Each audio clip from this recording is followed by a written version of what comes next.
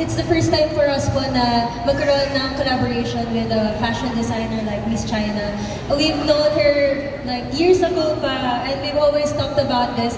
I think that's why green po yung napili namin. Kasi these days, very trendy yung gray, yung parang grunge, yung very yung kulay na parang you can wear anytime, anywhere, and you can pair it with anything. Like universal colors siya like black and white. Actually, hindi lang naman po like gray yung meron kami. We have black and white. Kasi we know na yung colors po, it depends naman yun sa mood mo on and how you will wear it. And actually, meron din may kind of like blue and yes, actually it's more about on how you will style it.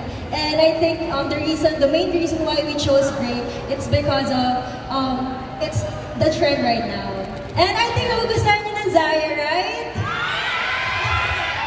Yes, and we would also like to say again na this collection is, we want it to be for everyone. Yes. So, this is our personal styles, but at the same time, you also have your own. So, we stayed with like monochromatic colors.